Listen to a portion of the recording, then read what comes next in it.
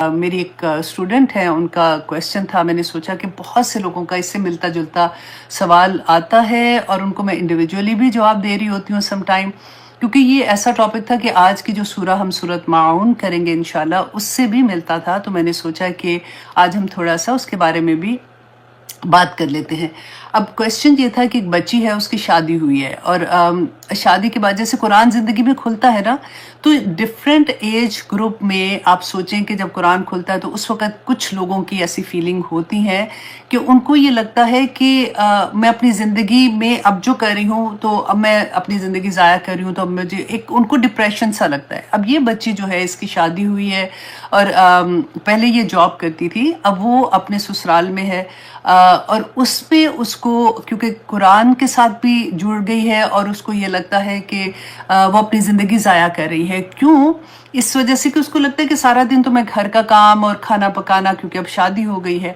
याद रखें कि शादी जो होती है ना, वो इस ह्यूज जिम्मेदारी, और अल्लाह सुब्हानहू तआला ने इस यूनिट पे कुरान पाक में इतनी नसीहतें की हैं जिसकी कोई हद नहीं। असल में हमें मकसद जब चीज़ों के नहीं समझ आते ना, तो हम घबरा जाते हैं। अब देखिए कि अल्लाह सुब्हानहू एक हकूकुल्लाह है और एक हकूकुल इबाद है। तो शादी के बाद ज़िंदगी वैसी नहीं रहती है जैसे हम पहले ज़िंदगी गुजार रहे होते हैं। अब ये बच्ची जो है डेफिनेटली पहले जॉब करी थी, उसकी ज़िंदगी में जॉब थी, फिर घर आती होगी, इबादत कर रही है, नमाज़ें अपनी पढ़ती है, तस्बीहात कर रही होती है।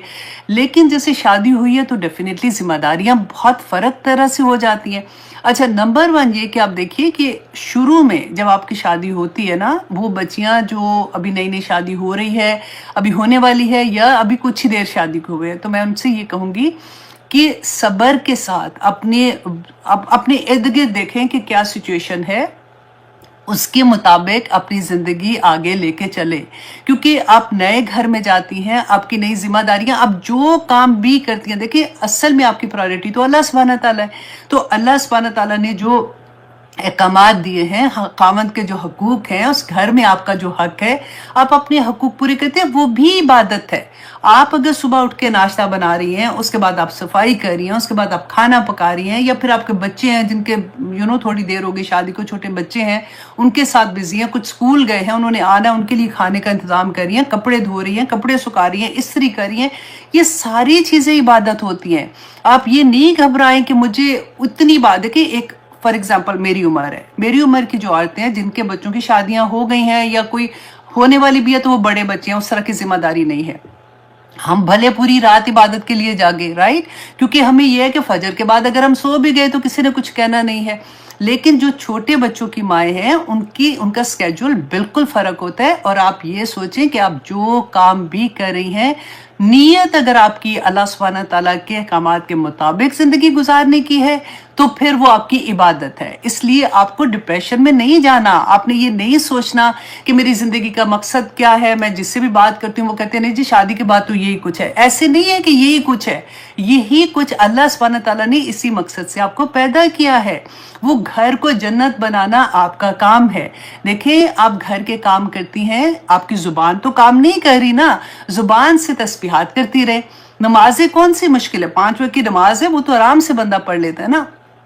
आपकी जब ऐसी वाली लाइफ होती है, जब बच्चे छोटे हैं या अभी बच्चे नहीं है, नए नए घर में गई हैं, नए रिश्ते हैं, बाज़ लोगों की हर तरह की ज़िंदगी डिफरेंट होती है। बाज़ लोग अपने ससुराल में जाते हैं जहाँ पे उनको पूरा भरा मतलब सास ससुर देवर नंदे जेठानियाँ दरानियाँ सब रिश्ते मिलते हैं।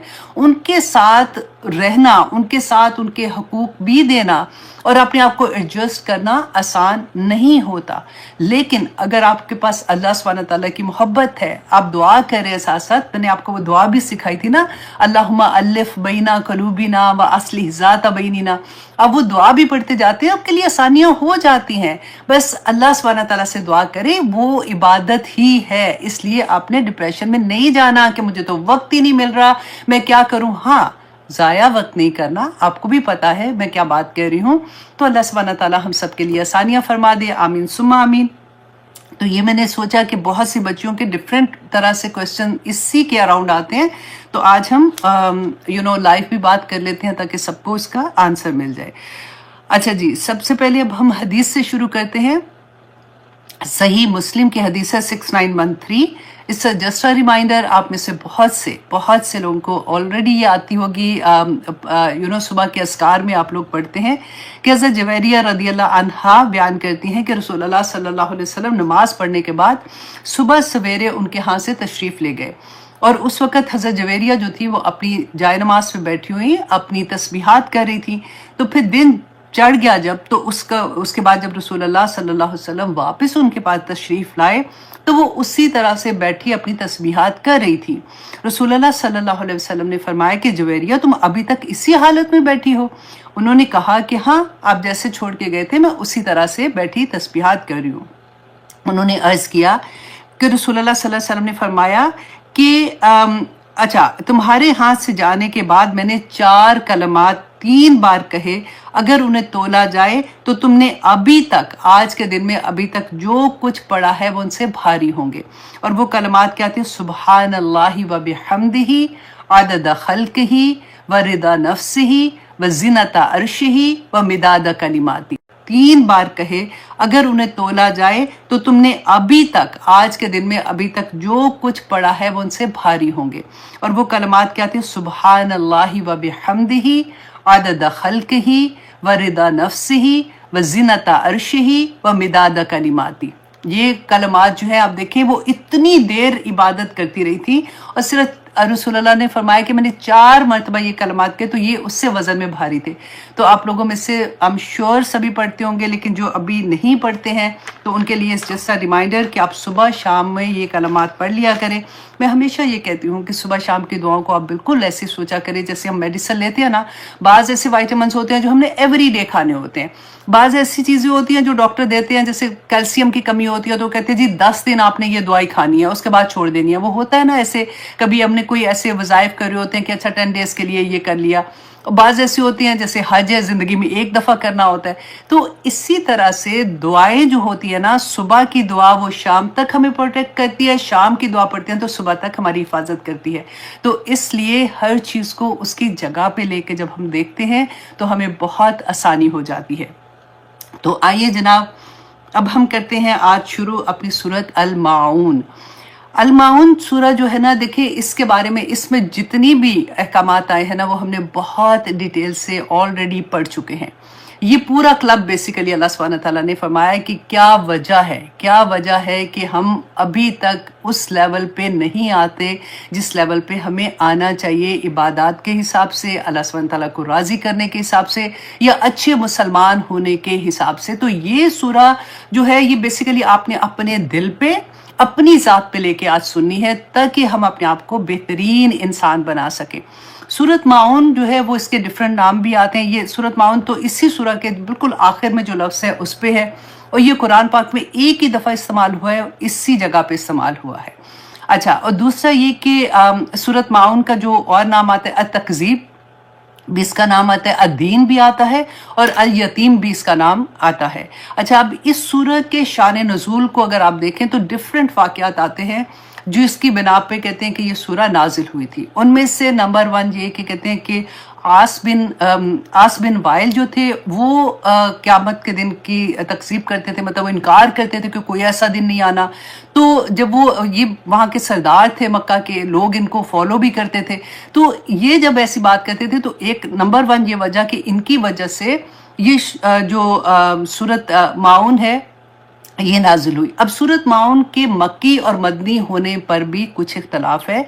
जैसे अब्दुल्ला बिन अब्बास वो ये कहते हैं कि ये सूरा मक्की है, जबकि मुकातिल मुजाहिद रदियल्लाहु अन्हु जो है वो, इस तरह से कुछ सहाबी वो ये कहते हैं कि ये सूरा मदनी है। तो मुफस्सिरीन ने ये कहा कि क्योंकि इसकी जो पहली 3 आयात है ना वो मक्की दौर की आयात है, और जो आखिरी 4 आयात हैं वो मदनी दौर की आयात हैं, तो इस वजह से किसी ने इसको कहा मक्की और किसी ने कहा मदनी। आखिर में जो आयात हैं वो इस वजह से इसको 2 हिस्सों में तकसीम किया गया क्योंकि वो मुनाफिक के बारे में है, और मुनाफिक मक्का में तो थे ही नहीं, क्योंकि मुनाफिक तो तब पैदा हुए थे जब रसूलुल्लाह सल्लल्लाहु अलैहि वसल्लम मदीना में गए थे, मुसलमानों को अरूज हासिल होना शुरू हुआ था, और कुछ लोगों ने सिर्फ इस खातिर के ये तो माले गनीमत आना शुरू हो गया था, तो देखा देखी। और मैंने आपको पहले भी बताया था कि उस जमाने का कल्चर अगर देखें ना, कि अगर सरदार उनका किसी भी कबीले का, वो फॉर एग्जाम्पल मुसलमान हुआ ना तो पूरा कबीला पीछे मुसलमान हो जाता था। तो अभी उनकी उस तरह से तरबियत नहीं होती थी, कुछ मुफाद परस्त भी लोग हो जाते थे। तो वहां पे फिर लोग जो थे वो अपने आप को मुसलमान तो डिक्लेयर करते थे, लेकिन वो मुसलमान नहीं होते थे इस लिहाज से कि उनके अमल मुसलमानों जैसे नहीं होते थे। आप हैरान होंगे कि अब्दुल्ला बिन उबई के बारे में तो हम बहुत दफा पढ़ चुके ना कि रईसुल मुनाफिकीन उसको कहते थे, कि इवन दो जो अच्छे मुसलमान नहीं थे और ऊपर ऊपर से जाहिर करते थे, वो भी नमाज छोड़ते नहीं थे, नमाज नहीं छोड़ते थे। अब्दुल्ला बिन उबई कहते हैं कि उसने पहली रकत, आज तक ऐसा नहीं हुआ था कि उसकी पहली रकत ही कभी छुटी हो, वो हमेशा रसूलुल्लाह सल्लल्लाहु अलैहि वसल्लम के पीछे नमाज पढ़ता था। तो हम आज अपने आप को देखें, हम अपने आप को तो अल्हम्दुलिल्लाह मुझे उम्मीद है हम लोग जितने भी कुरान से जुड़े हुए हैं वो किसी न किसी लेवल पे इसमें आ जाते हैं कि हमारी नमाजें नहीं छूटती हैं। लेकिन हमारी नमाजें कैसी होती हैं ये इसके बारे में आज हम इंशाल्लाह देखेंगे। लेकिन मैं आपको ये कहूँगी कि हम अपने बच्चों को देखें, हम अपनी इर्द गिर्द लोगों को देखें, क्योंकि हम मुसलमान जो होता है वो सिर्फ अपने घर को ही तो नहीं देखता ना, अपने बच्चों को, उनके बच्चों को, अपने फैमिली में अपने बहन भाइयों के बच्चों को, आगे यंग जनरेशन हमारी का जो हमारा तो असासा जो है वो नई जनरेशन है ना जिसको हम छोड़ के जा रहे हैं। मैं ये सोचती हूँ, आप देखें जो हमारी माएँ थी, मुझे नहीं याद है, मुझे लगता है हम में से हर कोई ने ये देखा होगा कि हमारी इवन दो वो, आप सोचिए कि उनको कुरान का इतनी तफसीर वगैरह का तो पता नहीं था, वो कुरान पढ़ती थी, नमाजें पढ़ रही होती थी, वो नेक जैसे औरतें थी, लेकिन उनका मतलब घर में कोई भी आदमी आता था ना तो उनका सबसे पहले दुपट्टा उनका सर के ऊपर होता था। हमने कभी अपनी माओ को ऐसे नहीं देखा था कि दुपट्टे नहीं लिए हुए, राइट। किसी फंक्शन में अगर गए हैं, शादी ब्याह पे हैं, तो तब भी वो मतलब कितना भी तैयार होते, दुपट्टे उनके सर पे होते थे। ये हमारी माओ का जमाना था। उसके बाद जब हमारा जमाना आया तो दुपट्टे किधर गए? सिर्फ इतने से टाइम पीरियड में, मैं सबकी बात नहीं कर रही हूँ इल्ला माशाल्लाह, लेकिन आप ज्यादातर देखें जो हमारी एज ग्रुप में जो आती हैं, खवातीन आती हैं, तो हमारी उनके दुपट्टे मतलब सरों से तो जो उतरे उनके तो उतर ही गए दुपट्टे ना। और अगली नस्ल आप देखें जो हमने छोड़ी है, अब देखें वो नस्ल का क्या हाल है, और आप सोचिए उसके बाद की नस्ल का क्या हाल होगा। ये फितना है दुनिया में जो हो रहा है। तो अल्लाह सुब्हानहू तआला हम पे रहम करे। अल्लाह सुब्हानहू तआला ने आज हमें ये भी बताना, हम देखेंगे कि बताया कि किस तरह से हमारा अमल बदल सकता है। क्यों हमारा अमल नहीं बदलता जब हम कुरान के साथ भी जुड़े हुए हैं, हम क्लासेस में भी जाते हैं, हम नमाजें भी अपनी पूरी कर रहे होते हैं, हम कोशिश करते हैं कि हम अच्छे मुसलमान हो जाए, फिर भी हमारे अमल जो है ना वो मिले जुले क्यों अभी तक हो रहे हैं। तो अच्छा, नंबर एक ये कि हमने देखा कि आस बिन वाइल के बारे में ये था कि आता है कि उसकी वजह से ये 3 आयात नाजिल हुई थी, और कुछ ने कहा कि ये वलीद बिन मुगीरा जो थे, वलीद बिन मुगीरा जो थे ये शायर भी थे और ये सरदार भी थे। एक दिन इन्होंने कहा अपने दोस्तों को कि ऐसी क्या बात है कि लोग कहते हैं जी कुरान रसूलुल्लाह सल्लल्लाहु अलैहि वसल्लम के बारे में कि मोहम्मद जो कलाम बताते हैं, क्योंकि ये शायर खुद थे, कलाम किससे वाकिफ थे ना अपने, कि वो जो बताते हैं वो तो जादू कर देता है, ये वो तो मैं जाके सुनता हूँ कि वो क्या कहते हैं। जब रसूलुल्लाह सल्लल्लाहु अलैहि वसल्लम के पास गए ना तो उस वक्त रसूलुल्लाह सल्लल्लाहु अलैहि वसल्लम कुरान पाक की तिलावत कर रहे थे। तो जब ये उनके पास बैठे, इन्होंने पहली मर्तबा कुरान सुना ना तो इनका दिल नरम हुआ और रिकत तारी होनी शुरू हो गई। थोड़ी जब वो वहाँ से उठ के आए तो अपने दोस्तों को कहा कि वो तो बहुत ज़बरदस्त कलाम है, और फिर उन्होंने कहा कि बेशक उस कलाम में हलावत है, मतलब वो बड़ा नरम कलाम है, बड़ा मीठा कलाम है, बड़ा आला कलाम है। अच्छा, जब अबू जहल ने सुना, उनके दोस्त थे, अबू जहल ने सुना, उन्होंने कहा कि ये तुम क्या कह रहे हो, देखो तुम दोस्तों अभी इनके दरमियान में तुमने ऐसे कह दिया, लेकिन जब तुम लोगों के दरमियान में जाओगे तो ऐसी बात बिल्कुल ना कहना। तो इन्होंने कहा कि अच्छा मैं सोचता हूँ। सूरत मुदस्सिर की आया नंबर 8 से 24 में जो आया है ना वो इन्हीं के बारे में आया है। तो इसने कहा कि अच्छा, फिर सोचा, फिर पलटा, फिर सोचा, फिर पलटा, और फिर आखिर में इसने कहा कि अच्छा मैं जाके ये कहूँगा कि इस कलाम में जादू है। तो उसकी वजह से ये कहते हैं कि ये जो शुरू की 3 आयात हैं वो नाजिल हुई थी। अच्छा, कुछ ने कहा कि ये अबू जहल के बारे में थी। अबू जहल का किस्सा ये था कि कोई एक यतीम था जिसकी वो परवरिश मतलब उसके जिम्मे था, उसका माल उनके पास था, तो वो उनसे कुछ लेने के लिए आया तो उन्होंने उसको धुतकार दिया। تو اور سختی سے جیسے منع کر دیا. تو لوگوں نے جو ارد گرد لوگ تھے نا انہوں نے مذاق سے جیسے نہیں کہتے کہ جاؤ محمد کے پاس جاؤ صلی اللہ علیہ وسلم، ان کے پاس جاؤ اور جا کے ان کو کہو تو وہ تمہیں دلا دیں گے. اپنی طرح سے انہوں نے اس کو مذاق کیا اس کے ساتھ. اب وہ بچہ نہیں سمجھ رہا تھا کہ یہ مذاق ہے. وہ واقعی رسول اللہ صلی اللہ علیہ وسلم کے پاس گیا. جب اس نے بتایا تو رسول اللہ صلی اللہ علیہ وسلم چل کے ابو جہل کے پاس آئے. اچھا جیسے ہی انہوں نے آ کے اس بچے کی بات اس کو کہی تو اس نے آرام سے اس کا جو بھی چیز دینی تھی اس نے دے دی.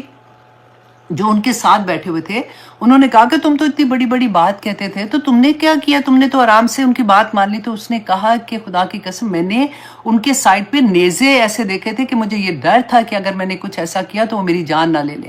تو کہتے یہ اس طرح سے کچھ واقعات آتے ہیں. اور ایک ابو سفیان کے بارے میں آتا ہے کہ وہ بھی اسی طرح سے ہفتے میں 2 اونٹ ذبح کرتے تھے جو وہ غریبوں کو بھی دیتے تھے اور اپنی فیملی کے لیے بھی رکھتے تھے. تو ایک یتیم آیا تو ان کے پاس ایک لاٹھی تھی، اس سے انہوں نے زور سے اس کو دھکا دیا. تو اس کے بارے میں آتا ہے. اس طرح سے ڈفرینٹ روایات آتی ہیں. یہ ڈفرینٹ کیونکہ اس وقت سچویشن ایسی تھی نا مکہ میں، تو اس کی وجہ سے یہ آیات نازل ہوئی. اچھا اب یہ تھا کہ دیکھیں آرا ایتا سے اس سورہ کا آغاز ہوا ہے. یہ پہلی سورہ ہے پورے قرآن میں جس کا آغاز آرا ایتا سے ہوا ہے. یہ ورڈ جو ہے یہ قرآن میں اور جگہ بھی آیا ہے. ہم نے لاسٹ ٹائم بھی پڑھا تھا نا، آرا ایتا من اتخذ الہہ ہواہ. اے نبی کیا آپ نے دیکھا ہے ایسے لوگوں کو جنہوں نے اپنی خواہش نفس کو اپنا خدا بنا لیا. تو اس طرح سے قرآن میں ڈفرینٹ جگہوں پہ ہے، لیکن آیت کا سورہ کا آغاز جو ہے نا وہ آرا ایتا سے صرف یہاں پہ ہوا ہے. اب دیکھیں یہاں پہ سورہ کا آغاز جو ہوتا ہے وہ ہو رہا ہے سوال سے. سوال کیوں کیا جاتا ہے؟ کوئی پوچھنے کے لیے بات کیا جاتا ہے نا. یہاں پہ اللہ سبحانہ تعالیٰ پوچھ نہیں رہے ہیں، یہاں پہ اللہ سبحانہ تعالیٰ بتا رہے ہیں. اور اللہ سبحانہ تعالیٰ ایک کہتے ہیں جب کوئی ایسا کویسچن پوچھتا ہے نا کہ کیا تم جانتے ہو، ایسی بات جب کرتے ہیں تو وہ کوئی انفارمیشن نہیں لینا چاہتا، وہ اس کا وہ ابھارنا چاہتا ہے، اس کی تھاٹ پروسیس جو ہوتا ہے نا اس کو جگانا چاہتا ہے. اس لیے تو یہاں پہ اللہ سبحانہ تعالیٰ نے جو سوال کیا آرا ایتا، اور میں نے آپ کو رائیتا کے بارے میں بتایا تھا کہ ناظرہ ہوتا ہے جیسے آنکھ سے دیکھنا، جو ہم سر کی آنکھ سے دیکھتے ہیں، تو رائیتا ہوتا ہے کہ دل کی آنکھ سے دیکھنا، جس کو کہتے ہیں تدبر کرنا. یہاں پہ اللہ سبحانہ تعالیٰ ہمیں ایک میسج دے رہے ہیں کہ تم نے تدبر کیا نہیں کیا، کیا تم نے سوچا نہیں، کیا تم نے غور نہیں کیا. اچھا سب سے پہلی بات یہ کہ یہ جو آیا نازل ہو رہی تھی رسول اللہ پہ نازل ہو رہی تھی، تو پہلے مخاطب رسول اللہ صلی اللہ علیہ وسلم تھے. اور اس کے بعد رہتی دنیا تک جب تک انسان زندہ ہے جو یہ قرآن کھولتا ہے اور یہ سورت پڑھے گا، یہ اس کے لیے اللہ سبحانہ تعالیٰ بیان کر رہے ہیں. اللہ سبحانہ تعالیٰ اس کو جگا رہے ہیں کہ آرا ایتا، کیا تم نے غور نہیں کیا، الذی، اس شخص کو. یہاں پہ کیونکہ یہ زمانہ میں نے بتایا نا شان نزول میں کہ ابو جہل تھے، ابو سفیان جب ابھی مسلمان نہیں ہوئے تھے تب کا یہ واقعہ ہے. یہ یاد رکھیے گا کیونکہ ابو سفیان جب مسلمان ہو گئے تھے تو دیکھیں وہ تو رسول اللہ نے بتایا نا کہ جب مسلمان کوئی ہوتا ہے تو اس کے سارے پچھلے گناہ جو ہوتے ہیں وہ معاف ہو جاتے ہیں. وہ اس طرح سے ہوتا ہے جیسے ماں کے پیٹ سے بچہ پیدا ہوا ہے. تو ابو سفیان جب مسلمان ہوئے تھے پھر تو انہوں نے بہت بڑی بڑی کامیابیاں اسلام کو دی تھی. تو یہ پہلے کا واقعہ تھا. تو یہاں پہ اللہ میں ہم اگر دیکھتے ہیں کہ ان کے بارے میں تو یہ ہر وہ انسان جو آگے اللہ سبحانہ تعالیٰ فرماتے ہیں یکذب بالدین، جو جھٹلاتا ہے بدلے کے دن کو. یہ ہر انسان کے لیے ہے جو بدلے کے دن کو جھٹلاتا ہے، جو قیامت کا انکار کرتا ہے. اب یہاں پہ دیکھیے یکذب، یہاں پہ کفر کا لفظ، یکفر کا لفظ نہیں آیا. ایک ہی بات ہے، یکذب بھی جھٹلانا، کفرہ بھی جھٹلانا ہے. تو کیونکہ کفر جو ہوتا ہے نا وہ جھٹلانا کہتے ہیں بس ایک دم سے انکار، بغیر سوچے سمجھے، بس وہ کہتے ہیں نا ایسے انکار کر دیا بس نہیں. کیونکہ ہم نے سورۃ البقرہ میں پڑھا نا شروع میں 5 آیات تھی جو مومنین کے بارے میں تھی، اور پھر کافر کے بارے میں صرف 2 آیات. اللہ سبحانہ تعالیٰ نے بات ہی ختم کر دی کہ چھوڑو ان کو، یہ تو سمن بکمن عمیون فہم لا یرجون والی ہے. تو کافرہ میں 2 آیات، لیکن منافقین کے بارے میں 13 آیات آتی ہیں اوپر تلے اللہ سبحانہ تعالیٰ نے کہ کہیں کہ غور کرو کہ کہیں یہ بیماری تمہارے اندر تو نہیں ہے. کیونکہ یہ وہ لوگ تھے جو اپنے آپ کو مسلمان کہتے تھے اور یہ منافق تھے. رسول اللہ صلی اللہ علیہ وسلم نے حذیفہ بن یمان کو بتایا تھا کہ منافقوں کے بارے میں یہ رسول اللہ صلی اللہ علیہ وسلم کے رازدان تھے. آپ کو پتہ ہے حضرت عمر رضی اللہ عنہ اتنی حذیفہ سے بار بار پوچھتے تھے کہ حذیفہ مجھے بتا دو کہ کہیں میرا نام تو نہیں لیا رسول اللہ نے. اتنا آپ سوچیں کہ ان کا خوف، ان کا ڈر کتنا زیادہ ہوتا تھا کہ بار بار پوچھتے تھے تو وہ حذیفہ کہتے تھے کہ میں نے رسول اللہ سے وعدہ کیا میں یہ نام نہیں بتا سکتا. پھر پوچھتے تھے، کہتے ان کا آخری وقت تھا، ان کو شاید چوٹ لگی تھی یا کیا، ان کی بہت تکلیف میں تھی، تو حضرت عمر ان سے ایک ہی تڑپ کے جیسے نہیں پوچھتے کہ بس مجھے اتنا سا صرف بتا دو کہ میرا نام تو نہیں ہے اس میں. تو انہوں نے کہا کہ نہیں آپ کا نام نہیں. تو وہ اتنا خوش ہو گئے تھے حضرت عمر اس بات سے جس کی حد نہیں. تو ڈرتے تھے. دیکھیں ہم جیسے لوگ ہوں، ہم کہ لو جی ہم تو اتنے نیک، ہم تو نمازیں بھی پڑھتے ہیں، ہم تھوڑی منافق، ہمیں تو لگتا ہی نہیں نا.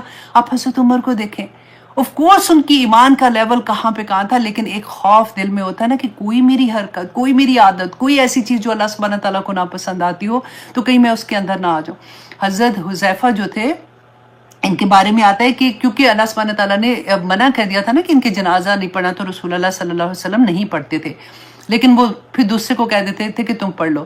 تو کہتے ہیں کہ جو حضرت حذیفہ کو نا وہ کاپی کیا کرتے تھے کہ اگر وہ کسی کے جنازہ نہیں پڑھ رہے ہوتے تھے نا تو وہ بھی کھسک جاتے تھے، وہ کہتے تھے میں نے بھی نہیں پڑھنا والی بات ہے. تو اتنا وہ ڈرتے تھے اس بات سے کہ کیا، کیونکہ وہ رسول اللہ کے رازدان تھے. انہوں نے کسی کو، آج ہم کسی کو نہیں کہہ سکتے کہ فلاں منافق ہے، فلاں منافق ہے. ہمیں اپنی ذات میں ڈھونڈنا ہوگا کہ کہیں ایسی چیزیں میرے اندر تو نہیں ہے، کیونکہ قرآن پاک جو ہے نا وہ ساری علامات بتا دیتا ہے. وہ جیسے ہم کوکی بناتے ہیں، وہ آپ کو میں نے بتایا تھا ایک دفعہ پہلے بھی کہ جیسے ہم بناتے ہیں تو ہم ایک اس کو سانچے میں ڈھالتے ہیں نا، اللہ سبحانہ تعالیٰ سانچے دے دیتے ہیں. پورے قرآن میں آپ دیکھیے گا، اس میں فٹ ہو کے دیکھ لیں کہ آپ مومنین کا سانچے میں آ رہے ہیں، منافقین کے آ رہے ہیں، جھوٹ والوں میں آ رہے ہیں، غیبت والوں میں آ رہے ہیں، یا کس میں آ رہے ہیں. سانچے اللہ سبحانہ تعالیٰ نے کلیئرلی قرآن میں دے دیے ہیں. اب یہاں پہ اللہ سبحانہ تعالیٰ نے، اب دیکھیے ہم نے کیا پڑھا تھا کہ کافرہ کیا ہوتا ہے کہ ایک دم سے انکار کرنا، اور کذبہ کہتے ہیں کہ حق کو پہچان کر انکار کر دینا.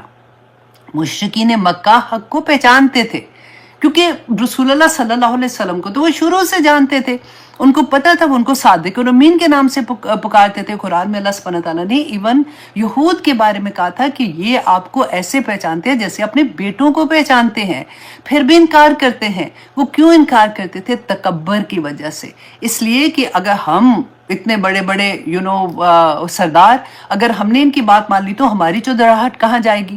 اور اسی طرح سے ہر ایک نے اپنی اپنی ڈیفرنٹ چیزیں رکھی ہوئی تھی جس کی وجہ سے وہ رسول اللہ کی بات نہیں مانتے تھے. تو یہاں پر اللہ سبحانہ تعالیٰ نے جو کہا کہ وجہ کیا ہے، دنیا میں جتنی آگے جو پوری اخلاقی بیماریاں بتائی ہیں نا اللہ سبحانہ تعالیٰ نے کہ یہ انسان کیوں کرتا ہے، کیوں اللہ سبحانہ تعالیٰ کے احکامات ماننے سے گریز کرتا ہے، کیونکہ وہ آخرت کے دن کو جھٹلاتا ہے. اب دین دیکھیں، یہ بعض ورڈ ایسے ہوتے ہیں عربی کے جن کو کسی اور زبان میں ترجمہ کرنا بہت مشکل ہوتا ہے. جیسے تقویٰ، ہم کوشش کرتے ہیں نا لفظوں کو ڈھونڈنے کی، اور پھر ہم صحابہ کی وہ لیتے ہیں کہ اچھا انہوں نے کیا بیان کیا تھا، اس کے بارے میں حدیث میں رسول اللہ نے کیا بیان کیا، لیکن ہماری اپنی لینگویج میں اس کو ایگزیکٹلی اس طرح سے بیان کرنا مشکل ہو جاتا ہے. اسی طرح سے دین بھی کہتے ہیں ایسے ہی ورڈ ہے جس کو اپنی کسی اور زبان میں ایکسپلین کرنا مشکل ہے. عربوں میں یہ لفظ استعمال آلریڈی ہوتا تھا، جیسے کہتے وہ مسلسل بارش جب ہوتی ہے نا تو ایک ہریالی آ جاتی ہے، اس کے لیے بھی وہ دین کا لفظ استعمال کرتے تھے. اور دین، دال کے اوپر زبر کے ساتھ نا، اس طرح سے جو دین قرآن پاک میں بھی ورڈ آیا ہے وہ قرض کے لیے آتا ہے نا، وہ قرض کی جو آیات آتی ہیں اس کے اندر ہے. اور یا پھر دین جو ہے وہ یہاں پہ جو آتا ہے، رسول اللہ صلی اللہ علیہ وسلم نے اس کا جو میننگ بتایا تھا کہ قیامت بدلے کا دن، کیونکہ قیامت کا دن ایسا دن ہوگا جس میں ہر کوئی اپنے اعمال سے ملاقات کرے گا. اب دیکھیں ہم تو عمل کر کے بھول جاتے ہیں، ہمیں تو پتہ بھی نہیں چلتا. گھڑی کو آپ دکھا کریں، آپ کے اگر سامنے ابھی گھڑی کہیں پہ لگی ہوئی ہے نا، ذرا اس کو غور کریں، ٹک ٹک ٹک کی آواز آتی ہے نا، ایک ایک ٹک جو ہے نا وہ آگے سے آگے سے آگے سے آگے جا رہی ہے، یہ واپس نہیں آئے گی. وقت گزرتا جا رہا ہے اور یہ ایک ایک ٹک جو ہے نا ہمیں اپنی قبر کے قریب کرتی جا رہی ہے. ہمارا موت کا وقت قریب آتا جا رہا ہے. اللہ سبحانہ تعالیٰ یہاں پہ فرماتے ہیں کہ کیا ارأیت الذی یکذب بالدین، کہ کیا تم نے دیکھا ہے اس شخص کو جو روز جزا کو جھٹلاتا ہے. اب میں اور آپ اپنے آپ سے پوچھیں کہ یہ آیا تو اللہ رحم کرے، نہیں میں تو نہیں جھٹلاتی ہوں، رائٹ. اور کسی بھی مسلمان کو پوچھ لیں، آپ کو پتہ لگے گا کہ وہ کیا کہتا ہے کہ نہیں روز جزا کا دن ہے.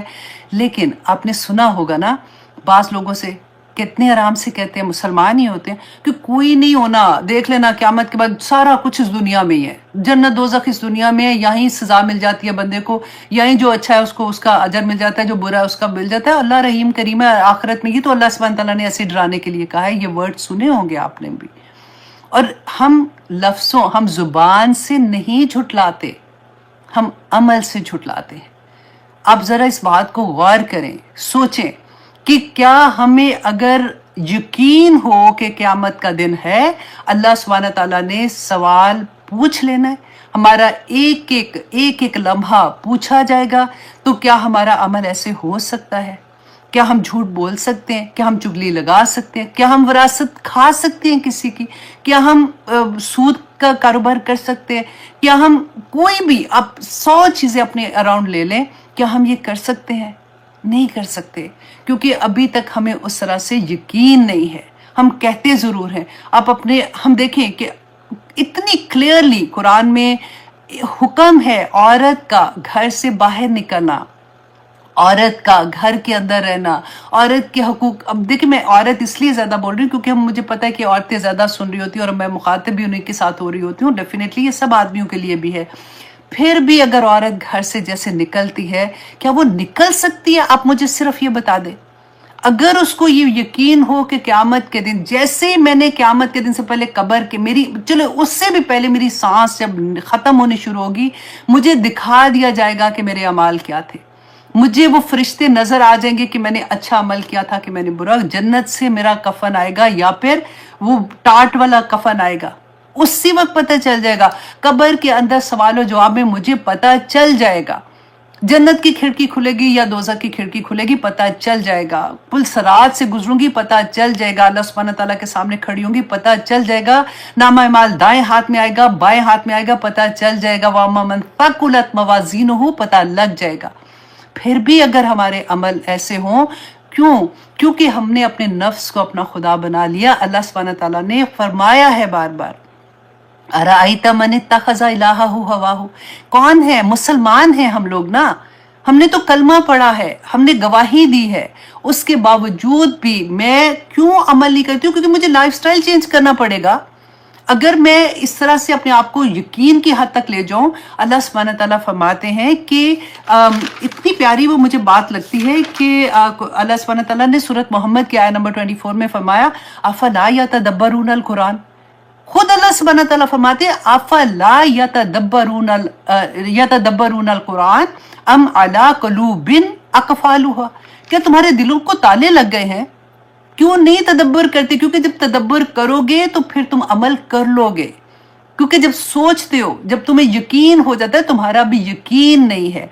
अल्लाह सुब्हानहू तआला इसी यकीन की बात हमें बताना चाहते हैं इसमें कि क्या तुमने उन लोगों को देखा है जो आखिरत को झुटलाते हैं, अमल से झुटला रहे हैं हम लोग। अल्लाह सुब्हानहू, देखिए वो हम पढ़ते हैं ना तहज्जुद में, क्या दुआ मांगते हैं? अंतल हक व वादुकल हक व लिकाउकल हक व कौलुकल हक व जन्नतु हक व नबियुना हक। वो सारी जो ऊपर नीचे की सारी आती हैं, हम अहद करते हैं कि ये सब हक है, हम बिलीव करते हैं इस बात पे, और फिर हमारे अमल वैसे ना हो तो फिर क्या मतलब? फिर कौन हमें बताएगा? देखिए, मैं ये नहीं कहती हूँ कि हमने कोई फरिश्ते बन जाना है ना। ये कुरान हमारे लिए नाजिल हुआ है, इसके अहकामात हमारे लिए नाजिल हुए हैं। ये रसूलुल्लाह सल्लल्लाहु अलैहि वसल्लम चलता फिरता कुरान थे, उन्होंने ये अमल करके दिखा दिया कि ये सारी चीज़ें अमल में ढल जाती हैं। जब वो ढलता है तो मुसलमान बनता है, तब वो मोमिन बनता है। तो फिर अगर हमें ये यकीन हो जाए कि अल्लाह सुब्हानहू तआला ने आखिरत में हमसे सवाल करना है, तो हमारी हर अमल जो है वो वैसे हो जाएगा जैसे हमारा रब चाहता है। फिर अल्लाह सुब्हानहू तआला ने अब आगे देखिए कि उसी बात को बताया कि वजह क्या है, और इसकी वजह, और फिर अल्लाह सुब्हानहू तआला ने निशानियां बता दी जो हम अपने अंदर ढूंढेंगे। फज़ालिकल्लज़ी, बस ये अल्लज़ी, ये वो लोग हैं, यदुउल यतीम, जो यतीमों को धक्के देते हैं। अच्छा, यदु कहते हैं कि किसी को ना हकीर जान के नफरत से कह देना, साइड पे कर देना या उसको देखना ना। वला यहुद्दु अला तुआमिल मिस्कीन, और वो रगबत भी नहीं दिलाते खाना खाने पर मस्कीन को। अब यहाँ पे अल्लाह सुब्हानहू तआला ने यतीम और मस्कीन की जो बात की, अब देखिए हम में से हर कोई अपने अपने ख़ानदान में सबसे पहले देखे سب میں نے اس کے بارے میں بہت ڈیٹیل میں پہلے بھی بات کی تھی کہ سب سے پہلے دیکھیں جب تک وہ بچے بالغ نہیں ہو جاتے نا تو وہ اسی احکام کے اندر آئیں گے کہ اللہ سبحانہ تعالیٰ نے اس پہ اتنا جو اجر دیا ہے. رسول اللہ صلی اللہ علیہ وسلم کے آخری الفاظ بھی کیا تھے کہ نماز کی حفاظت کرنا اور اپنے غلاموں کے ساتھ کوئی برا سلوک نہ کرنا. یہ رسول اللہ صلی اللہ علیہ وسلم کے آخری الفاظ تھے, آخری وصیت تھی. تو ہمارے تو ہر گھر میں اور کچھ نہیں تو ہمارے نوکر جو ہے نا وہ تو ہمارے سامنے ہے نا. ان کے دیکھیں اگر وہ یتیم نہیں تو مسکین کے اس کے اندر آ جاتے ہیں. اپنے خاندان سب سے مشکل کام پتہ ہے اپنے خاندان میں کسی کو ہیلپ کرنا ہو جاتا ہے. کیوں؟ کیونکہ ہم لوگ جج کرنا شروع ہو جاتے ہیں. غیروں کی مدد کرنا پھر آسان ہوگا, اٹھا کے کچھ نہ کچھ دے بھی دیں گے, لیکن اپنوں کو. اور یہاں پہ اللہ سبحانہ تعالیٰ نے جو بیان کیا نا کہ یتیم اور مسکین کو صرف کھانا کھلانا ہی نہیں ہے, اس کے سر پہ ہاتھ رکھنے کا جو بات آتی ہے نا وہ یہ کہ اس کو اون کرو, اس کی محبت, اس سے محبت کرنا اون کرو. کیونکہ جو یتیم ہوتا ہے نا وہ بہت سینسٹیو ہو جاتے ہیں بچے. آپ نے کبھی اپنے ارد گرد لوگوں میں دیکھا ہوگا, مجھے ابھی تک یاد آتا ہے بہت سال پہلے جب میرے بھائی کی ڈیتھ ہوئی تھی تو ایک صاحب تھے وہ ہمارے افسوس کرنے آئے تھے, تو انہوں نے اتنی پیاری بات کی. انہوں نے کہا کہ دیکھو آف کورس ابھی بہت غم کی بات ہے اور he was young, he was 40 years old اور اس کے چھوٹے چھوٹے بچے ہیں, لیکن آپ یہ دیکھو کہ اللہ سبحانہ تعالیٰ نے آپ کو کتنی بڑی توفیق عطا کر دی کہ اگر صرف آپ ان بچوں کا اور اس کی بیوی کا خیال رکھ لو گے تو جنت کے دروازے آپ کے لیے کھلے ہوئے ہیں. آپ پہلے ان سے پیار کرتے تھے, آپ ان کو گفٹ بھی لے کے جاتے تھے, سب کچھ کرتے تھے, لیکن اب اگر آپ لے کے جاتے ہو, پیار کرتے ہو, تو آپ کے درجات اللہ سبحانہ تعالیٰ کتنے بلند کر دیں گے. تو آپ اپنی فیملی میں, فیملی سے آگے جو نیکسٹ فیملی ہوتی ہے ادھر دیکھیں کہ کون ایسے لوگ ہیں جن کو ضرورت ہے اور ان کو آپ ان کا خیال کر رہی ہیں. کیونکہ رسول اللہ صلی اللہ علیہ وسلم نے فرمایا تھا کہ وہ گھر مبارک ہوتا ہے جس کے اندر کسی یتیم کو, اس کو کھانے میں, جو اپنے گھر کے کھانے میں ان کو شامل کرتا ہے, کہ کسی یتیم کو اپنے کھانے اور پینے میں شامل کرے, اللہ سبحانہ تعالیٰ نے اس کے لیے جنت واجب کر دی ہے. جنت واجب کر دی ہے الا یہ کہ اس نے کوئی ایسا گناہ کا کام کیا ہو جس کی معافی نہ ہو. اور رسول اللہ صلی اللہ علیہ وسلم نے بیوہ اور مسکین کے بارے میں دیکھیں اتنی خوبصورت بات ہے کہ فرمایا کہ جو بیوہ اور مسکین کی مدد کرتا ہے نا وہ ایسا ہے جیسے جہاد. ہمیں کتنے شوق ہوتا ہے نا, ہم کہتے ہیں ہائے آدمیوں کو تو اللہ سبحانہ تعالیٰ نے جہاد کے لیے اتنا بڑا رتبہ دے دیا, ہم پیچھے رہ گئے. لیکن اللہ سبحانہ تعالیٰ نے دیکھیں کہا کہ اگر کوئی یتیم اور مسکین کی مدد کرتا ہے نا وہ ایسا ہے جیسے کوئی جہاد فی سبیل اللہ پہ نکلے اور دن رات محنت کرے, اس میں دن رات لڑائی کر رہا ہے اور اللہ سبحانہ تعالیٰ کی راہ میں لڑ رہا ہے. یا پھر وہ ایسے شخص کی طرح اتنا اجر اس کو ملے گا, یا پھر ایسے شخص کی طرح جو پوری رات اور دن قیام میں کھڑا رہتا ہے, پوری رات اور دن قیام میں نماز کی حالت, نفل کی حالت میں کھڑا رہتا ہے, اتنا ثواب. یا پھر ایسا شخص جو پے در پہ روزے رکھتا ہے اور ایک روزہ بھی زندگی میں نہیں چھوڑتا, اتنا ثواب ہے کسی مسکین اور کسی بیوہ کی خدمت, مدد کرنے کا. تو اللہ سبحانہ تعالیٰ نے دیکھیں ایک اور حدیث ہے کہ رسول اللہ نے فرمایا کہ ابو ہریرہ رضی اللہ عنہ بیان کرتے کہ ایک شخص رسول اللہ کے پاس آیا اور اس نے آ کے اپنے دل کی سختی کی بات کی کہ وہ جیسے ہوتا ہے نا, بعض لوگ دل کبھی کبھی ایسا نہیں ہوتا کہ کوئی برا ہوتا ہے, کبھی کبھی ایسا ہوتا ہے کہ دل سخت ہو تو رونا نہیں آتا. تو کیونکہ جب ہم یہ پڑھتے ہیں کہ خشیت الہی سے جب ایک آنسو بھی گرتا ہے وہ زمین پہ نہیں گرتا, فرشتے اس کو تھام لیتے ہیں, اور وہ آنکھ جس سے وہ آنسو نکلتا ہے, وہ چہرہ جس پہ وہ آنسو لگتا بھی ہے, وہ دوزخ کی آگ اس کو نہیں چھو سکے گی. تو پھر انسان کے دل میں یہ بات آتی ہے نا. ایسے ہی صحابی رسول اللہ کے پاس آئے, انہوں نے اپنے دل کی سختی کی بات کی. رسول اللہ نے اس کا علاج بتایا کہ جو یتیم ہے نا اس کے سر پہ ہاتھ رکھو, اس کے سر کے اوپر ہاتھ پھیرو اور مسکین کو کھانا کھلاؤ, تمہارے دل کی سختی دور ہو جائے گی. اب دیکھیں ایک وہی ہے نا, جیسے ہم کہتے ہیں کہ ناظرہ اور رائتہ کا فرق ہے, ایک آنکھ سے دیکھنا اور ایک دل کی آنکھ سے. تو یہ ایسے جب حدیث پڑھتے ہیں نا, اس کا یہ مطلب نہیں ہے کہ اچھا سر پہ اوپر ہاتھ پھیر لیا, یہ نہیں. اس کو اون کرو, اس سے محبت کرو, کیونکہ اس کو احساس دلاؤ. کیونکہ جس کے پاس باپ نہیں ہوتا نا, بچے چھوٹے ہوتے ہیں, وہ بہت پیچھے رہ جانے والے بچے ہو جاتے ہیں. ان کے دل میں دیکھیں, ایک میں پڑھی تھی ایک حدیث میں تھا, رسول اللہ صلی اللہ علیہ وسلم کے پاس ایک صحابی آئے تو بچے باہر کھیل رہے تھے, تو انہوں نے اپنے بچے کے بارے میں پوچھا, تو رسول اللہ نے کہا کہ وہ باہر کھیل رہا ہے بچوں کے ساتھ, کیونکہ وہ کافی جہاد سے آئے تھے, وہ کافی دن کے بعد آئے تھے. تو وہ جب اس کو ملنے کے لیے جانے لگے نا, بچے کو ملنے کے دیکھیں اتنے دن کے بعد کتنا شوق ہے, تو رسول اللہ نے ایک دم سے اس کو روکا اور کہا کہ دیکھو جب تم اپنے بچے سے ملو نا تو ایسے اتنے زور اور گرم جوشی سے نہ ملنا کیونکہ اگر وہ بچے جن کا باپ نہیں ہے، کیونکہ جنگوں میں شہید بھی تو ہو جاتے تھے نا بہت سے لوگ، تو جن کے باپ نہیں ہے نا، تو ان کا دل چھوٹا ہو جائے گا. دیکھیں کتنی بڑی بات ہے. صرف اس بات کو خیال رکھنا کہ ہم اپنے بچے کے، دیکھیں ہم اپنے بچوں کو جیسے ٹوائز لاتے ہیں، ہمارے بھرے ہوتے ہیں، ان کے کپڑے کس طرح سے ہمیں شوق ہوتا ہے، ان کے کھانے کا. جب کبھی عید آ رہی ہے، جب کبھی رمضان آ رہا ہے، جب کبھی کوئی ایسا موقع آ رہا ہے، آپ اپنے بچوں کے لیے لیتے ہیں، تو ان بچوں کے لیے جو آپ کی فیملی میں ایسے ہیں جو کپڑے افورڈ نہیں کر سکتے، اگر باپ ہے، دیکھیں بعض دفعہ یہ ہوتا ہے باپ ہے بھی لیکن وہ نہیں کر سکتے. بعض دفعہ اٹس سو سیڈ آنیسٹلی جب پتہ چلتا ہے کہ ہمارے کلچر میں بیسیکلی کیا ہوتا ہے کہ جب رشتے ہوتے ہیں نا، تو میں نے اتنا زیادہ کرونا کے بعد بیسیکلی یہ میں نے بہت زیادہ کویسچنز دیکھے بچیوں کے کہ ماں باپ نے شادی کر دی کہ بچہ جو ہے وہ باہر ہے. اب باہر کیا کرے کیا نہیں کرا، یہ ہر گھر کی بات نہیں ہوتی ہے. I'm talking about کیونکہ ہر ایک طرح کے لوگ ہوتے ہیں نا جی. لڑکا تو باہر ہے، جاب کرتا ہے، انہوں نے بچی کی شادی کر دی. بچی اچھی خاصی لائق پڑھی لکھی بچی تھی، اچھے کھاتے پیتے گھر سے تھی، لیکن ماں باپ نے یہ سوچا کہ چلو جی ٹھیک ہے بندہ باہر ہے. وہ بڑی امپریس ہونے والی بات ہوتی ہے، لڑکا باہر کماتا ہے. اب ہوا کیا کہ کورونا میں بہت سے لوگوں کی جاب چھوٹ گئی. اب وہ بچے کے پاس تو کوئی ہنر تو تھا نہیں. اب وہ ہوتا ہے نا کوئی ڈرائیوری کرنے چلے جاتے ہیں، تو کوئی کسی کام سے ایسے چھوٹے موٹے کام کرنے کے لیے چلے جاتے ہیں. جب وہ واپس پاکستان آئے تو کوئی جاب ہی نہیں تھی. اب بچے بھی ہو گئے اتنے، اور پھر اس کے بعد بیوی گھر میں بیٹھی ہوئی ہے اور کمانے والا کوئی ہے نہیں. اور یہ اتنا عام ہے جس کی کوئی حد نہیں. تو اس کے اندر وہ لوگ بھی آتے ہیں کہ باپ ہیں لیکن وہ کما نہیں رہے ہیں، تو اس گھر میں بچوں کی فیسیں بھی دینے کے لیے پیسے نہیں ہیں. تو آپ ارد گرد تو دیکھ سکتے ہیں نا، اپنی فیملی میں دیکھیں، اپنے رشتہ داروں میں، اپنے رشتہ داروں کے رشتہ داروں میں جب آپ کو پتہ چلتا ہے. اور اگر اللہ نے آپ کو توفیق دی ہوئی ہے تو آپ پہلے اپنا خاندان دیکھیں، پھر آپ باہر دیکھیں کہ کیا ہو رہا ہے. اچھا، رسول اللہ صلی اللہ علیہ وسلم نے ایک اور تھا کہ ابو ہریرہ بیان کرتے ہیں کہ رسول اللہ صلی اللہ علیہ وسلم نے فرمایا کہ مسلمانوں کے گھر میں سے بہترین گھر وہ ہے جس میں کسی یتیم کے ساتھ نیک سلوک ہو رہا ہو، اور سب سے برا گھر وہ ہے جس میں کسی یتیم کے ساتھ برا سلوک ہو رہا ہو.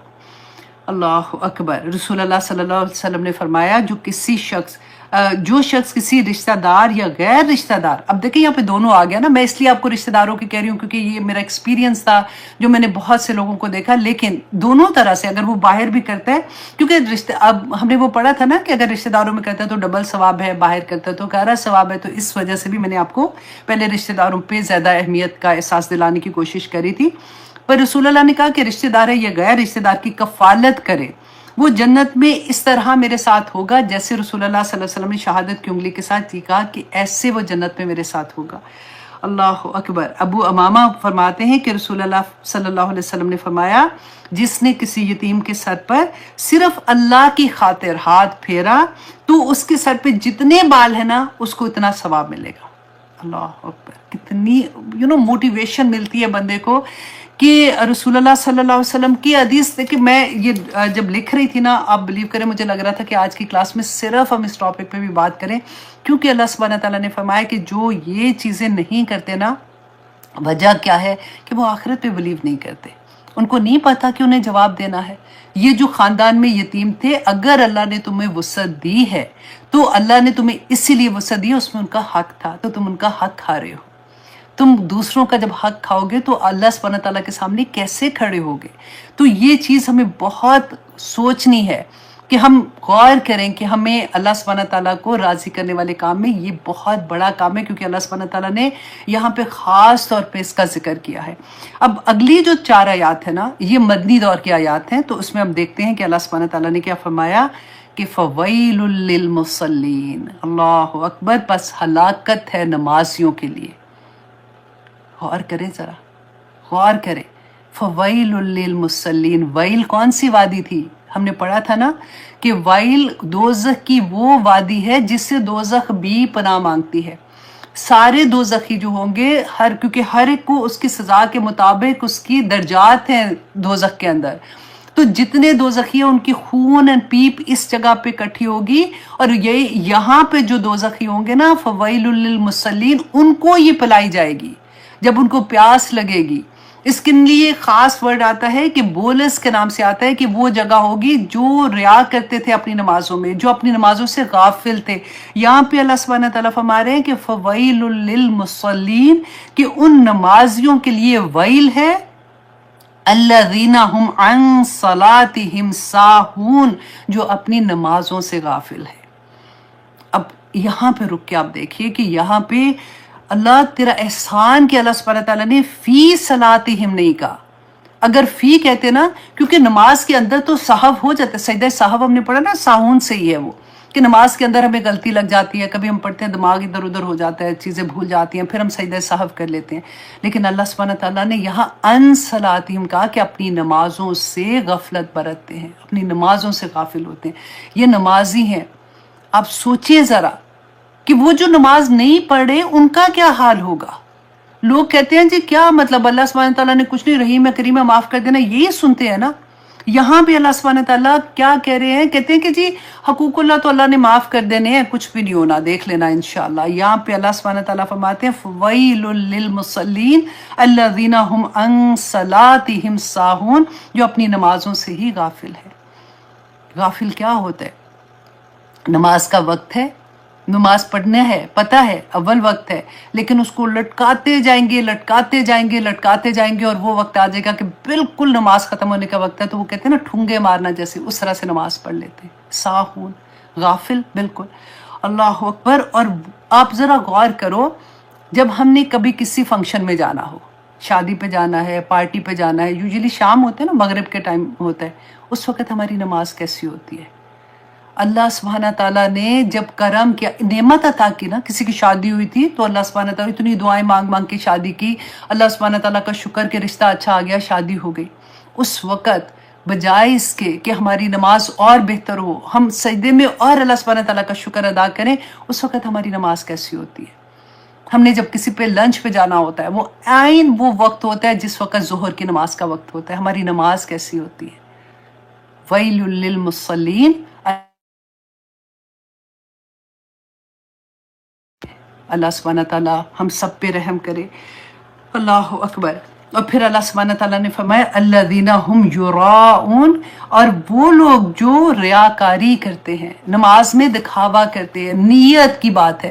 اب دیکھیں ہم سمجھتے ہیں نا ہمارے بندے چلو نماز پڑھی جلدی جلدی، چلو ہمارا وہ کیا آجو جو جلدی جلدی نماز پڑھ لیں، یہی ہوتا ہے نا، جلدی جلدی نماز پڑھ لیں پھر ہم یہ کر لیں گے، جلدی جلدی یہ کر لیں پھر ہم یہ کر لیں گے۔ تو اللہ سبحانہ تعالیٰ کیا فرماتے ہیں نماز کے بارے میں؟ سب سے پہلے تو ہم کچھ حدیث دیکھتے ہیں کہ رسول اللہ صلی اللہ علیہ وسلم نے فرمایا کہ جس نے دکھاوے کی نماز پڑھی اس نے شرک کیا، اور جس نے دکھاوے کا روزہ رکھا اس نے شرک کیا، اور جس نے دکھاوے کا سجدہ کیا، صدقہ کیا، اس نے شرک کیا۔ شرک کیا ہے؟ شرک کی معافی نہیں ہے، کسی بھی چیز کی معافی ہو جائے گی، اگر توبہ نہیں کی نا مرنے سے پہلے تو شرک کی معافی نہیں ہے۔ اللہ سبحانہ تعالیٰ فرماتے ہیں کہ نماز جو ہے نا، مجھے یہ ایک آنیسٹلی ویل للمصلین ایسے لگتا تھا یہاں پہ کسی نے لکھ دیا کہ وہ درد نہیں ہوتی کہ اللہ اکبر، ہم سوچتے ہیں کہ اچھا اب نماز تو پڑھ رہے ہیں نا الحمدللہ، ہم نماز میں ہمارا خیال کہاں سے کہاں بھٹک جاتے ہیں۔ یہ بھی میں کہتی ہوں چلو اللہ سبحانہ تعالیٰ نے اس پہ بھی کرم کر دیا کہ سجدہ سہو دے دیا، لیکن نماز کی حالت میں آپ کس کے دربار میں حاضر ہو؟ نماز رسول اللہ صلی اللہ علیہ وسلم نے کیا فرمایا تھا؟ ان کی آنکھوں کی ٹھنڈک تھی۔ ہمارے لیے نماز کیا ہے؟ صرف ایک کہ جلدی جلدی نماز پڑھ لیں، فرض پورا کر لیا۔ اسی لیے تو میں نے آپ کو بتایا تھا کہ کیوں ہمیں یہ ہوتا ہے کہ اچھا نماز پڑھ لو، اب میں بور ہوئی تھی سارا دن، now this is my own time, اب میں نے ڈرامہ دیکھنے بیٹھنا ہے، کیونکہ میرا دل اس کے اندر ہے۔ میں جب بور ہو رہی تھی، جب میں نے سارا دن کی تھکاوٹ کس میں ختم کر رہی ہوں؟ میں ڈرامہ دیکھنے میں ختم کر رہی ہوں۔ نماز میں میری تھکاوٹ ختم نہیں ہوتی ہے، نماز مجھے مشکل لگتی ہے، رائٹ؟ تو اللہ سبحانہ تعالیٰ دیکھیں کیسے کیسے ہمیں سمجھاتے ہیں۔ رسول اللہ نے فرمایا کہ ابو سعید رضی اللہ عنہ فرماتے ہیں کہ ہم بیٹھے ہوئے تھے اور ہم سارے مسیح دجال کی ذکر کر رہے تھے۔ دیکھیں سب سے مشکل ٹائم رسول اللہ نے بتایا نا کہ وہ آئے گا جب دجال کا فتنہ کریٹ ہوگا، تو کہتے ہم سارے بیٹھے ذکر کر رہے تھے کہ رسول اللہ صلی اللہ علیہ وسلم گزرے۔ انہوں نے کہا کہ کیا بات کر رہے ہو؟ تو ہم نے کہا کہ ہم مسیح دجال کے بارے میں ذکر کر رہے ہیں۔ تو رسول اللہ نے فرمایا کہ کیا میں تمہیں اس سے بڑا فتنہ نہ بتاؤں؟ تو انہوں نے کہا کہ کیوں نہیں یا رسول اللہ؟ تو رسول اللہ نے فرمایا کہ وہ شرک خفی ہے۔ شرک خفی کیا ہوتا ہے؟ جو چھپا ہوا شرک ہوتا ہے، جس کا پتہ ہی نہیں چلتا۔ تو رسول اللہ نے فرمایا کہ وہ شرک خفی ہے، وہ شرک ہے جو انسان جب نماز کے لیے کھڑا ہو اور نماز کو اس لیے لمبا کر دے کہ اس کو کوئی دیکھ رہا ہے. جب آپ کسی جگہ پہ اپنے فرینڈس کے ساتھ نماز پڑھو تو آپ اس لیے کہ کوئی دیکھ رہا ہے اپنے سجدے لمبے کر دو، اپنے قیام لمبے کر دو یا اور اچھے سے کر لو، تو یہ بھی شرک ہو گیا. اللہ اکبر. رسول اللہ صلی اللہ علیہ وسلم نے فرمایا کہ اعمال کا دار و مدار نیتوں پر ہے. ہر شخص کو وہی ملے گا جس کی اس نے نیت کی تھی.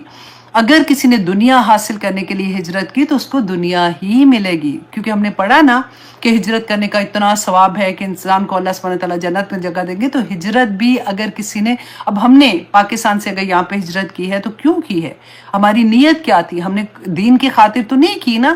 تو انسان ہجرت جب کرتا ہے وہ جس مقصد کے لیے کرتا ہے اس کو وہی مقصد عطا ہوتا ہے. اب رسول اللہ صلی اللہ علیہ وسلم نماز کے لیے اتنی خوبصورت احادیث تھی کہ کہتے جب وہ کہتے تھے کہ جو کن کو، حضرت بلال رضی اللہ عنہ کو نماز کے لیے کہتے تھے نا، اذان کے لیے پکارتے تھے تو کہتے تھے اقیم الصلاۃ یا بلال ارحنا بہا، کہ اے بلال ہمیں نماز میں راحت پہنچاؤ. اور پھر رسول اللہ صلی اللہ علیہ وسلم کی حدیث میں ہے جعلت قرۃ عینی فی الصلاۃ، کہ میری آنکھوں کی ٹھنڈک جو ہے نا وہ نماز میں ہے. اب دیکھیے ہماری آنکھوں کی ٹھنڈک ہم کتنی دفعہ میں نے ہی آپ کو بتایا تھا کہ ہم پڑھتے ہیں، میں خود بہت پڑھتی ہوں نماز میں کہ ربنا حب لنا من ازواجنا وذریاتنا قرۃ اعین.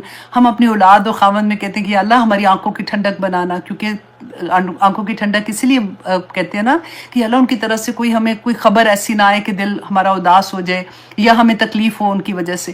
تو یہاں پہ رسول اللہ کہتے ہیں میری آنکھوں کی ٹھنڈک ان کی نماز تھی. اللہ اکبر. اور ربیہ بن کعب فرماتے ہیں کہ ہر وقت رسول اللہ صلی اللہ علیہ وسلم کی خدمت میں حاضر رہتے تھے، وضو کا ان کو پانی دیتے تھے، ان کی خدمت کرتے تھے. تو ایک دن رسول اللہ صلی اللہ علیہ وسلم نے فرمایا کہ ربیہ رضی اللہ عنہ کو کہ مانگو کیا مانگتے ہو. تو میں کہتی ہوں کتنے سمجھدار تھے کہ رسول اللہ صلی اللہ علیہ وسلم سے کہتے ہیں کہ مجھے آپ کی رفاقت چاہیے، وہ بھی جنت میں. تو رسول اللہ صلی اللہ علیہ وسلم نے فرمایا تھا کہ کثرت سجود سے میری مدد کرو، کہ جب میں سفارش کروں گا، تمہاری شفاعت کروں گا تو میں اللہ سبحانہ تعالیٰ کے سامنے یہ رکھ سکوں گا کہ تم نے زیادہ سجدے کیے. دیکھیے جب ہم شکرانے کے سجدے کرتے ہیں نا، اسی لیے نفل شکرانے کے نہیں ہے، اسی لیے کہتے ہیں سجدے ہوتے ہیں. آپ نے وضو کیا ہے کہ نہیں کیا، آپ نے کعبے کی طرف منہ کیا ہے کہ نہیں کیا، آپ نے شوز اتارے نہیں اتارے، کسی بھی حالت میں آپ کو دا مومنٹ یاد آتا ہے نا کہ اللہ نے میرے پر یہ کرم کیا یا یہ شکر ادا کرنے کے لیے، تو ادھر اتنا سا سر ہی جھکا دے، اپنے ہی زمین پہ سجدہ کر رہے ہیں تو تب بھی شکرانے کا سجدہ ہو جاتا ہے. تو اللہ سبحانہ تعالیٰ قبول کرے ہمارے جو بھی ادا ایسی ہوتی ہے، اللہ سبحانہ تعالیٰ انشاءاللہ قبول کر لیں گے. سورۃ مومنون میں آتا ہے آیہ نمبر 9 میں کہ وہ لوگ جو کامیاب لوگ ہیں نا، ان کے بارے میں اللہ سبحانہ تعالیٰ فرماتے ہیں کہ وہ نمازوں کی پابندی کرتے ہیں. اور سورۃ نور میں اللہ سبحانہ تعالیٰ فرماتے ہیں اور یہ کہ انہیں تجارت اور خرید و فروخت اللہ کی یاد، اقامت نماز اور ادائے زکوٰۃ سے غافل نہیں کرتی ہے. مسلمان اور کافر میں جو فرق ہے نا، حد فاصل ہے، وہ نماز ہے. دیکھیں دا مومنٹ ہم نے تو کلمہ ایسے نہیں پڑھ کے مسلمان ہوئے نا. اب سوچیں جو کوئی مسلمان ہوتا ہے رائٹ، اور جیسے وہ لا الہ الا اللہ پڑھتا ہے تو فوراً ہی بعد تھوڑی دیر کے بعد ایک اذان کی آواز آتی ہے اور وہ جھک جاتا ہے اللہ سبحانہ تعالیٰ کے سامنے.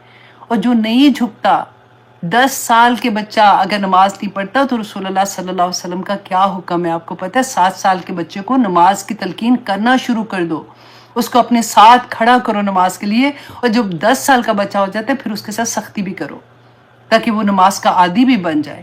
نماز دیکھیے اتنا، اور میں کہتی ہوں کہ یہ آج اب اور کچھ نہیں، آپ اپنی مسجدیں جا کے دیکھ لیں.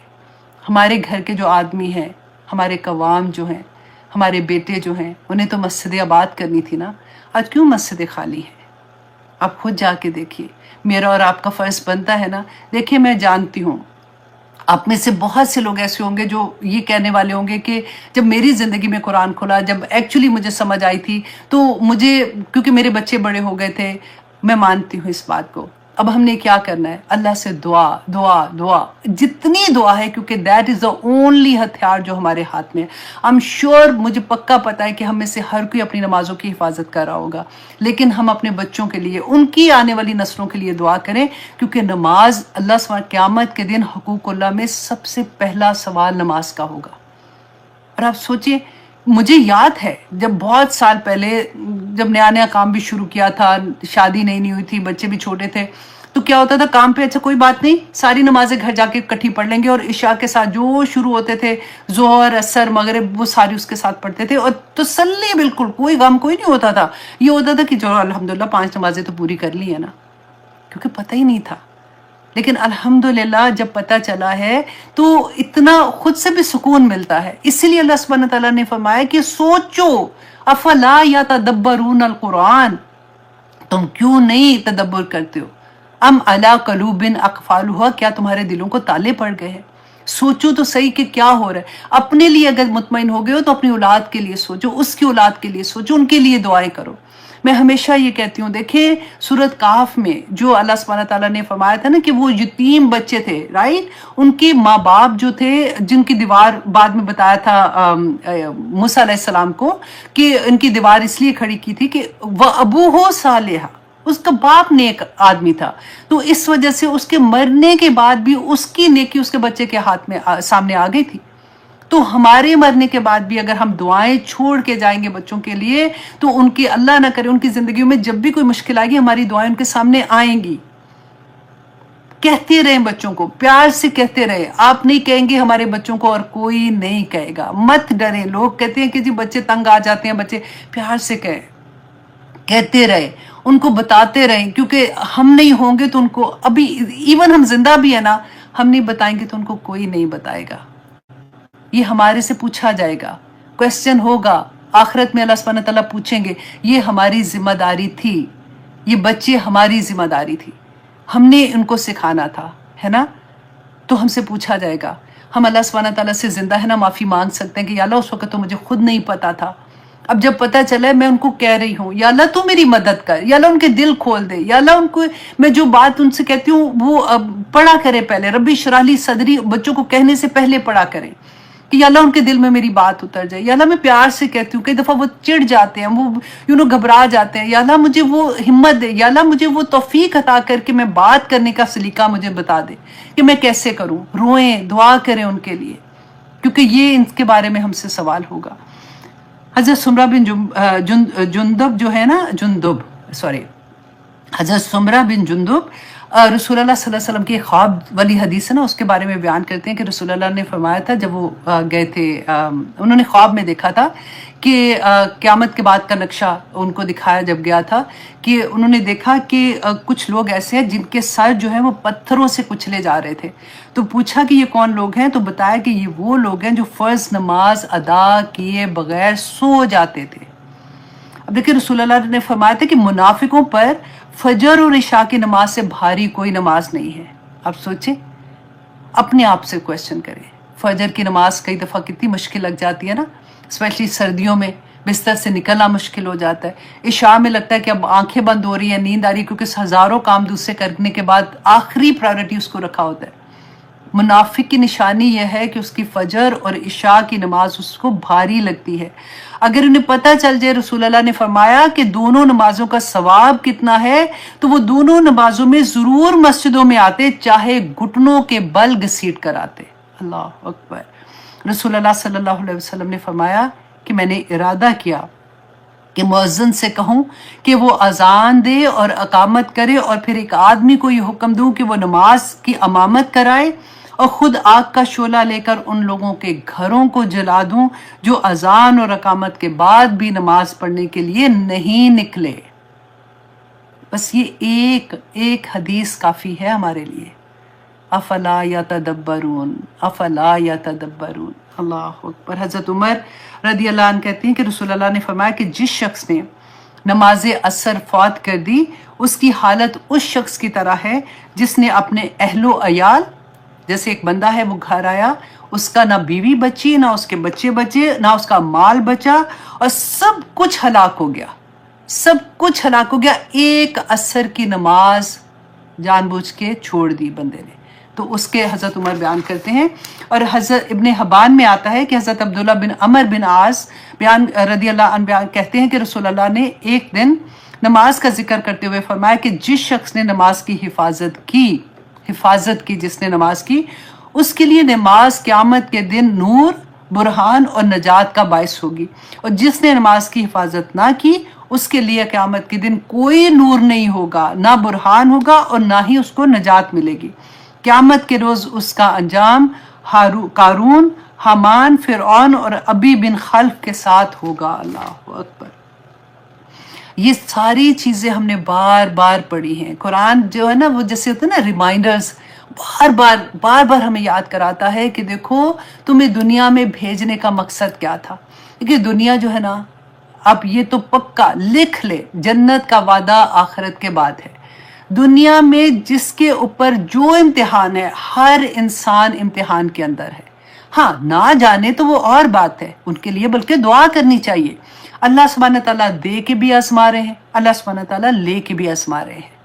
دے کے آزمانا زیادہ مشکل ہے، کیونکہ جب لے کے آزماتے ہیں نا تو انسان پھر روتا تڑپتا اللہ سبحانہ تعالیٰ کے سامنے جھک جاتا ہے، جا کے اللہ سبحانہ تعالیٰ سے معافیاں مانگ لیتا ہے۔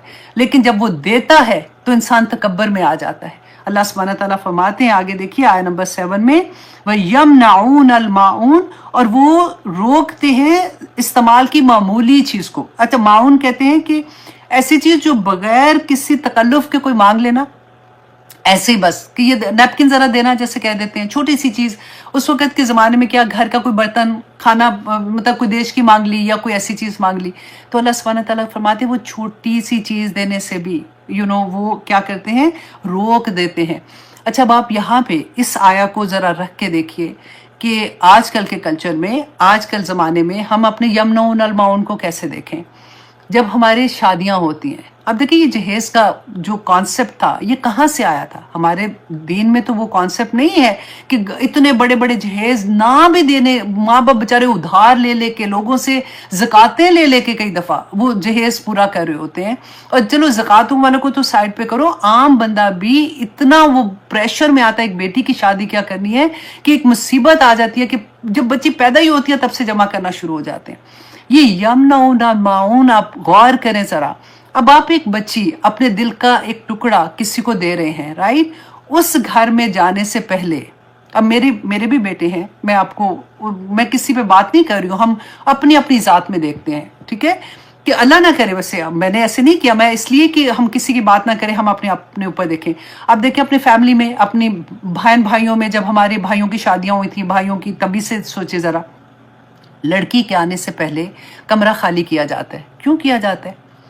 اب وہ ایک بچی آ رہی ہے، اس لیے کہ وہ بیڈ بھی اپنا لائے گی، بستر بھی اپنا لائے گی، تکیہ بھی اپنا لائے گی۔ اس گھر میں اگر اس کو کوئی چیز چاہیے نا، ایک فریج بھی لے کے آئے گی، کیونکہ ٹھنڈا پانی پینا اپنا لائے۔ یمنعون الماعون، وہ سسرال میں جو ساسیں ہوتی ہے نا، ان کے لیے میں کہتی ہوں وہ اس کو چھوٹی سی چھوٹی چیز بھی دینے کے لیے تیار نہیں ہے۔ ماں کیوں دے کے بھیج رہی ہے؟ اب دیکھیں یہ ایک جہیز کا سسٹم جہاں سے شروع ہوا ہے، میں تو کہتی ہوں اللہ اکبر، یہ یمنعون الماعون آپ نے آج سوچنا ہے بیٹھ کے کہ آنے والی بچی کو معمولی چیز بھی استعمال کرنے سے پرابلم کیوں ہو رہی ہے، کیوں وہ جہیز اتنا سارا، اپنے برتن بھی ساتھ لے کے آ رہی ہے، تو ڈنر سیٹ عام بات ہے، ڈنر سیٹ بھی لے کے آ رہی ہے، تو جو کھانا پکانے والی دیش کی ہیں وہ بھی لے کے آ رہی ہے۔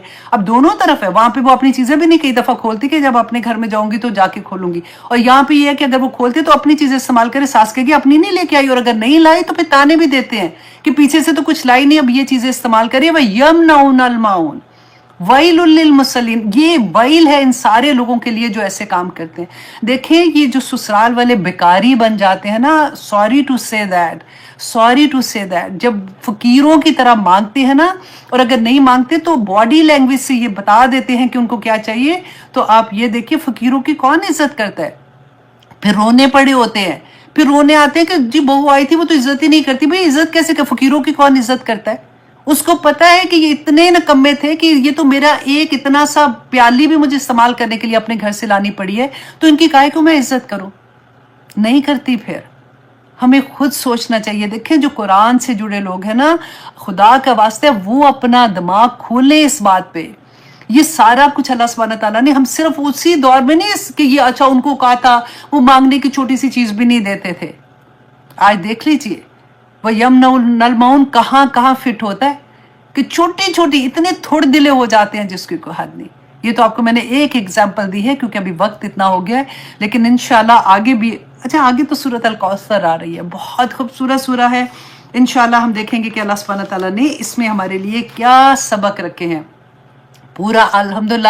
اب بالکل ہم 30th پارہ کمپلیٹ کرنے کے پاس آ گئے ہیں، اللہ سبحانہ تعالیٰ ہمیں توفیق عطا کرے۔ دیکھیں جی اس کے بعد بھی اگر نہیں بدلے نا تو پھر بڑی مشکل ہو جائے گی۔ ہمیں کوشش یہ کرنی ہے کہ ہر سورہ جو ہے ہمیں کچھ نہ ایک ایک سٹیپ ہمیں اوپر کی طرف اللہ سبحانہ تعالیٰ کی رضا کی طرف لے جانے والی ہو۔ آج کی کلاس میں ہم نے جو سیکھا کہ ہم نے آخرت کا جو کانسیپٹ ہے اس کو اپنے دل کے اندر اتنا پکا کرنا ہے، اتنا مضبوط کرنا ہے کہ ہمیں دنیا میں رہتے ہوئے اگر وہ کانسیپٹ ہلے گا نا تو یہ کانسیپٹ سارے کا سارا، یہ وہ بنیاد ہے جو ہمارا دنیا میں رہنے والی چیزوں کو چلاتی ہے، جو اللہ کی رضا والی چیزیں ہیں اس میں ہمیں کیسے ہماری آسانی کر دے گی۔ تب ہم اپنے آپ کو جیسے سمجھتے ہیں کہ ہائے یہ تو بڑا مشکل ہے۔ کیوں مشکل ہے؟ کیونکہ ابھی ہمیں اس بات کا یقین نہیں ہے کہ اس کا اجر کتنا بڑا ہے۔ میرے اللہ سبحانہ تعالیٰ کے سامنے جب میں جاؤں گی تو میں کیا جواب دوں گی؟ پھر آپ کے لیے کور کرنا کوئی مشکل نہیں ہوگا، پھر آپ کے لیے باہر نکل کے اللہ سبحانہ تعالیٰ کی رضا والے کام کرنا مشکل نہیں ہوگا، پھر آپ کو کسی کو تانا دیتے وقت کروڑ دفعہ سوچنا ہوگا کہ نہیں میں تو ایسے نہیں کر سکتی ہوں، پھر آپ کو کسی کو معاف کرنا مشکل نہیں ہوگا، پھر آپ کو کسی کے حق دینے میں دیکھیں وَيَمْنَعُونَ الْمَعُونَ میں وراثت کو سوچ لیجئے گا کہ ایک ایک چیز دیکھیں کس طرح سے ہڑپ کر جاتے ہیں، پورے کا پورا ہڑپ کر جاتے ہیں۔ اور نہ صرف یہ کہ وہ کوئی ایسے لوگ ہیں جن کو قرآن کا نہیں پتا، دیندار لوگ بھی ہوتے ہیں، تقوی والے بھی لوگ ہوتے ہیں، ایسے لوگ ہوتے ہیں جن کی داڑیاں بڑی بڑی اور نمازی بھی ہوتے ہیں، ناٹ ایوری ون، لیکن جب دینے کی باری آتی ہے نا تو پورا بہنوں کا تو حصہ ایسے ہڑپ کرتے ہیں کہ جیسے کبھی وہ تھا ہی نہیں، اللہ کے سامنے جواب دینا پڑے گا۔ یہ ایک چھوٹی سی چیز دیتے ہوئے اگر آپ کا دل گھبرا رہا ہے نا تو آگے جا کے دیکھیے گا یہ تو وہ مال تھا جو ان کا حق تھا۔ آپ کو تو یہاں تو اللہ سبحانہ تعالیٰ اپنی چیز کی بات کر رہے ہیں کہ دو اپنے مال میں سے غریبوں کو، دو ان کا حصہ ہے تمہارے مال میں، اور وہاں پہ جب آپ کو قوام بنا دیا جاتا ہے، قوام اس سینس میں کہہ رہی ہوں کہ جب بڑا بھائی ہے فار ایگزامپل اس کے ذمہ آ جاتا ہے تو سوال ہی پیدا نہیں ہوتا، پھر وہ جو پھر چیزیں ہوتی ہیں، پھر جو بہانے ہوتے ہیں، اب گھر سے کیسے نکلیں؟ اچھا جی اب جب گھر کبھی بکے گا تو آپ کو حصہ ملے گا، جس کا حصہ ہے نا وہ بہن ہی مر جاتی ہے بیچاری، اور اس کے بچوں کو کہاں دینا جب اس کو نہیں دیا۔ وَيَمْنَعُونَ الْمَاعُونَ کہاں فٹ ہوتا ہے آج کل ہماری زندگیوں میں۔ اللہ سبحانہ تعالیٰ ہم سب پر رحم کرے انشاءاللہ جی۔ تو اب اگلے ہفتے پھر آپ سے ملاقات ہوگی سورۃ الکوثر لے کے، اب دیکھیں گے کہ اللہ سبحانہ تعالیٰ نے ہمارے لیے اس میں کیا احکامات رکھے۔ کہ آیہ نمبر 234 میں ہے۔ اچھا جی اب خلاصہ اس کا کیا ہے کہ بوڑھی عورت کی عدت بھی، مطلب وہ تو ہر کی ہے نا، بوڑھی عورت میں کنفیوژن ہوتی ہے زیادہ، 4 ماہ 10 دن یہ حکم عام ہے، عمر اور حیض کا اس میں تعلق نہیں ہے، اور یہ 4 مہینے 10 دن جو ہوتے ہیں نا یہ اسلامک مہینے جو ہوتے ہیں ان کے مطابق ہوتے ہیں، چاہے عورت 50 کی ہو، 60 کی ہو، 70 کی ہو یا 90 سال کی ہو، نکاح قائم ہے، شوہر کا انتقال ہو گیا تو عدت 4 ماہ 10 دن ہے۔ تو یہ اب میں نے کہا میں تھوڑا سا کلیئر کر دوں، بہت سی کنفیوژن ہو جاتی ہے کیونکہ ہم اسٹوڈنٹ ہوتے ہیں نا، جب ہم یاد کرتے ہیں اپنے نوٹس بھی تو کیونکہ عدت ہم نے وہاں پہ پڑھی ہوتی ہے وہ بھی یاد کی ہوتی ہے، یہاں کی عدت تو دونوں عدتوں میں ہم کنفیوز کر دیتے ہیں۔ تو اللہ سبحانہ تعالیٰ ہمیں اپنے حفظ و امان میں رکھے اور اللہ سبحانہ تعالیٰ ہمیں صحیح علم لینے والا اور صحیح علم دینے والا بنائے، آمین ثم آمین۔ اچھا جی اب ہم آتے ہیں اپنی حدیث کی طرف۔ یہ حدیث جو ہے یہ میں نے آپ کو پہلے بھی سنائی ہے، آج اس لیے بھی سنا رہی ہوں کہ کچھ فرائض ایسے ہیں جن کے بارے میں نا جیسے کہتے ہیں نا حقوق اللہ ہے اور حقوق العباد ہیں، ہم سے ان کا سوال ہوگا۔ ہم نے کتنی دفعہ پڑھا نا کہ نعمتوں کے بارے میں سوال ہوگا جو اللہ سبحانہ تعالیٰ نے دیے ہیں، اسی طرح سے اللہ سبحانہ تعالیٰ نے کچھ فرائض ہمارے ذمے کیے ہوئے ہیں۔ یوزلی ہمیں حقوق کا پتہ ہوتا ہے، ہمیں یہ پتہ ہوتا ہے کہ میرا یہ حق تھا مجھے نہیں ملا، مجھے فلاں نے میرے ساتھ یہ کیا، تو وہ اس سینس میں ہمیں پتہ ہوتا ہے، لیکن ہماری طرف سے کیا ہے جو ہم سے پوچھا جائے گا، کویسچن ہمارے سے ہوگا، اس کے بارے میں نے سوچا کہ آج تھوڑا سا اس کو بھی کلیئر کرتے ہیں کہ بخاری اور مسلم دونوں کی حدیث ہے، بخاری میں 2554 اور مسلم میں 1829۔ حضرت ابن عمر رضی اللہ عنہما فرماتے ہیں کہ میں نے سنا کہ رسول اللہ صلی اللہ علیہ وسلم نے کہا، اور ان کو فرماتے ہوئے انہوں نے خود سنا ہے، تم سب کے سب ذمہ دار ہو۔ ہر شخص کسی نہ کسی لیول پہ کسی نہ کسی کا ذمہ دار ہوتا ہے۔ انہوں نے فرمایا کیا کہ آدمی جو ہے نا وہ اپنے گھر کا ذمہ دار ہے، کیونکہ قوام ہے تو وہ اس سے پوچھا جائے گا اس کے گھر کے بارے میں، وہ نگران ہے۔ اس سے اپنے اہل خانہ کے بارے میں پوچھا جائے گا۔ آپ دیکھیں آدمی جو ہوتا ہے نا، اس کی تو اتنی بڑی ذمہ داری ہوتی ہے کہ اللہ سبحانہ تعالیٰ نے جیسے فرمایا نا کہ ہم دوزخ کے بارے میں پڑھ رہے ہوتے ہیں کہ کون کون سے لوگ ہیں اللہ سبحانہ تعالیٰ ان کو نہیں معاف کریں گے، انہوں نے تو یہ کیا وہ کیا۔ آخر میں نا ایسے لوگ جیسے فار ایگزامپل نمازیں مس ہو گئی تھیں یا پھر ہم سے کوئی ایسی گناہ ہوگی تو اللہ سبحانہ تعالیٰ وہ کہتے ہیں نا کہ جو مسلمان ہیں ان کو ان کی سزا پوری کرنے کے بعد پھر نکال لیا جائے گا، آخر میں ان کو نکالا جائے گا اور وہ نہر میں جو جنت کے بالکل باہر ہے اس میں سے پھر ان کو دوبارہ سے مطلب نہلا کے واپس نکالا جائے گا۔ تو یہ تو ہم نے پڑھا ہوا ہے، لیکن ایک آدمی یہ رسول اللہ کی حدیث تھی کہ وہ اللہ سبحانہ تعالیٰ اس کو نہیں بخشیں گے، اللہ سبحانہ تعالیٰ رحمت کی نظر بھی اس کے اوپر نہیں ڈالیں گے۔ وہ پتہ ہے کون آدمی ہے؟ وہ ہے دیوس۔ دیوس وہ آدمی ہوتا ہے جس کے گھر میں، اس کے گھر وہ ذمہ دار تھا، اس کے گھر کی عورت اگر فحاشی کر رہی ہے، بے حیائی کے کام کر رہی ہے اور اس کو کوئی فرق نہیں پڑتا۔ اور آپ اب دیکھیے میں کئی دفعہ یہ کہتی ہوں کہ ہم نے نا فحاشی اور بے حیائی کے معیار بدل دیے ہیں۔ وہ رسول اللہ صلی اللہ علیہ وسلم نے فرمایا تھا نا کہ ایک زمانہ آخر میں وہ آئے گا کہ ہم لیبل بدل دیں گے، اندر وہ غلط چیز ہوگی، باہر ہم لیبل چینج کر لیں گے، ہم ان چیزوں کے نام بدل دیں گے، ہم آرٹ کے نام پہ، ہم فیشن کے نام پہ، ہم ماڈرن ہونے کے نام پہ ہم چیزوں کو وہ چیزیں کر جاتے ہیں جو اللہ سبحانہ تعالیٰ کی ناراضگی کا باعث بنتے ہیں۔ اور ہم نے یہ پڑھا ہے کہ اللہ سبحانہ تعالیٰ قیامت کے دن جس کا نامہ اعمال بائیں ہاتھ میں آئے گا تو وہ کیا کہے گا کہ اللہ سبحانہ تعالیٰ نے جواب دیا کہ میں مر ہی جاؤں، مطلب میں ختم ہو جاؤں۔ تو اللہ سبحانہ تعالیٰ نے فرمایا یہ وہ لوگ ہیں جو دنیا میں خوشی کے ساتھ اپنے گھر آتے، تو ان کو کوئی پرواہ نہیں تھا کہ گھر میں جو میری پر ذمہ داری ہے میں دیکھوں کہ یہ پوری طرح سے وہ اللہ سے ان کو ملایا تھا کہ نہیں ملایا تھا، انہوں نے اللہ سبحانہ تعالیٰ کے احکامات کے مطابق زندگی گزارے کہ نہیں، کیونکہ وہ حاکم ہے گھر کا نا۔ اور اچھا اب دوسری طرف آپ دیکھیے کہ اتنی بڑی ذمہ داری کہ عورت اپنے خامند کے گھر کی نگران ہے، اور اس سے اس کی رعیت کے بارے میں، رعیت کہتے ہیں گھر کے لوگ جو ہوتے ہیں نا جو اس کے انڈر ہوتے ہیں، کہ گھر میں رہنے والے اور دیگر افراد جو اس گھر میں رہتے ہیں ان کے بارے میں باس ہوگی، پوچھا جائے گا۔ تو اس لیے اکثر لوگ یہ بات کرتے ہیں کہ کیا ہمیں بچے، بات ہوتی ہے نا کہ اب وہ سنتے نہیں ہیں، ایسے غلط سوسائٹی میں چلے گئے، ایسے غلط طرح سے کپڑے پہنتے ہیں بچے اور یہ وہ، اور پارٹیز میں ایسے جاتے ہیں، لیکن یہاں پہ تو ہم سے تھوڑی پوچھا جائے گا اب ہم کیا کریں۔ لیکن دیکھیے عورت سے اپنے خامند کے گھر کے بارے میں، اس کی اولاد کے بارے میں پوچھا جائے گا۔ اب میں یہ جب پڑھی تھی نا کہ مجھے یہ بھی اتنی کیوٹ بات لگی کہ عورت سے اس کے اور اس کی رعیت، گھر میں رہنے والے اور خامند کے گھر کی نگرانی اور خامند کے بچے جو ہے ان کے بارے میں پوچھا جائے گا۔ تو میں نے کہا دیکھیں یہاں پہ خامند کے بچے کا جو ورڈ تھا نا مجھے وہ بھی تھوڑا سا ایسا لگا، میں نے کہا وہ بھی میں مینشن کر دوں۔ اچھا جو نوکر ہوتے ہیں نا خادم، اس سے اپنے آقا کے مال کے بارے میں پوچھا جائے گا، اس کی رعیت کیا ہے، اس کا جو آقا ہے اس کا مال و اسباب کے بارے میں پوچھا جائے گا۔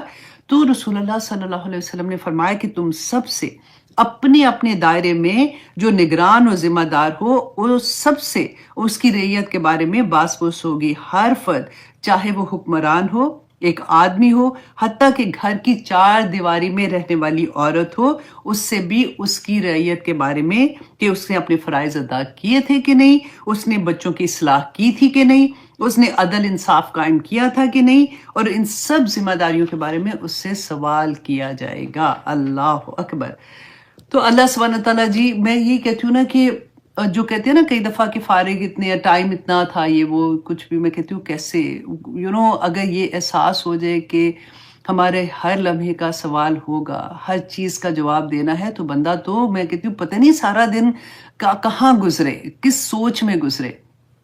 آج انشاءاللہ ہم سورۃ ہمزہ کریں گے اور اس میں ہم دیکھیں گے کہ اللہ سبحانہ تعالیٰ نے جو نعمتیں عطا کی، اب یہ غور سے سنیے، اللہ سبحانہ تعالیٰ نے جو نعمتیں عطا کی ہیں، آنکھیں، کان، ہونٹ، بات، زبان، ان ساری پوری نعمتیں آپ سوچ لیے، تو میں اوپر والی رکھ رہی ہوں نا، ان کے بارے میں جب ہم غلط طرح سے استعمال کرتے ہیں، غلط کیا ہے، ایسا نہیں ہے کہ ہم نے نعوذ باللہ کچھ ایسے بہت ایسی والی حرکت کر دی، وہ چیز جو ہمیں پتہ بھی نہیں چل رہا ہوتا، ہم اپنی زبان سے جو گناہ ایسے کرتے ہیں، ان کی سزا کے بارے میں ہوگا کہ اللہ نے وہ نعمتیں تمہیں کیوں دی تھی اور تم نے ان کا استعمال کیا کیا ہے، اور اگر تم نے ان کا یہ استعمال کیا ہے تو پھر تمہاری سزا کیا ہے۔ آج کی پوری کلاس میں ہم یہ دیکھیں گے، اور اللہ سے ساتھ ساتھ ہم دعا کریں گے کہ یا پاک پروردگار ہمیں توفیق عطا کرنا کہ ہم اس کے ایک ایک لفظ کو سمجھ سکیں، ایک ایک لفظ کی ڈیپتھ کو ہمارے دل کے اندر اتار دے، کیونکہ آج کی کلاس میں جو چیز اللہ سبحانہ تعالیٰ نے منشن کی ہے نا،